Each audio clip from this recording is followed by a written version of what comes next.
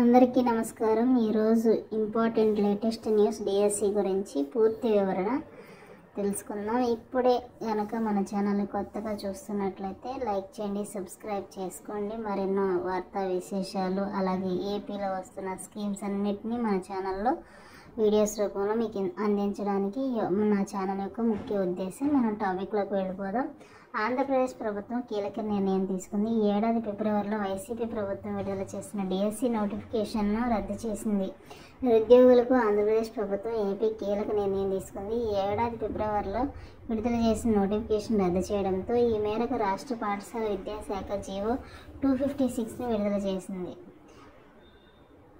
ఫిబ్రవరిలో వైసీపీ ప్రభుత్వం 6100 పోస్టులతో DSC notification విడుదల చేసింది। ఎన్నికలు సమీపిస్తుండటంతో నిరుద్యోగులకు తమ బుట్టలో వేసుకునేందుకు హడావుడిగా డిఎస్సి నోటిఫికేషన్ ఇచ్చింది। అయితే ఎన్నికల వేళ తాము అధికారంలోకి వస్తే మెగా డిఎస్సిని విడుదల చేస్తామంటూ టీడీపీ కూటమి ప్రకటించింది।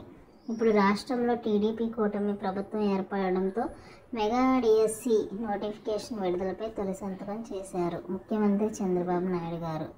ఈ నేపథ్యంలో పాత డిఎస్సి రాష్ట్ర ప్రభుత్వం రద్దు చేసింది। మెగా డిఎస్సి నిర్వహణ ఫైల్పై ముఖ్యమంత్రి చంద్రబాబు నాయుడు ఇప్పటికే తొలి సంతకం చేయగా విద్యాశాఖ మంత్రి నారా లోకేష్ దీని విధి విధానాల ఖరారుపై సంతకం చేశారు। ఇటీవల నిర్వహించిన కేబినెట్ మీటింగ్లోనూ మెగా డిఎస్సి నిర్వహణకు గ్రీన్ సిగ్నల్ ఇచ్చారు। దీంతో మెగా డిఎస్సి నోటిఫికేషన్ విడుదల అన్ని ఏర్పాట్లు చేస్తున్నారు అధికారులు। రాష్ట్ర కేబినెట్ ఆమోదం మేరకు ఇవాళ రేపు మెగా డిఎస్సి నోటిఫికేషన్ విడుదలకు ప్రభుత్వం ఏర్పాట్లు చేస్తుంది। దీనిపై ఇప్పటికే విద్యాశాఖ కసరత్తు ప్రారంభించింది। అంతేకాదు ఇప్పటికే టెట్ పరీక్ష ఫలితాలను విడుదల చేసింది ప్రభుత్వం।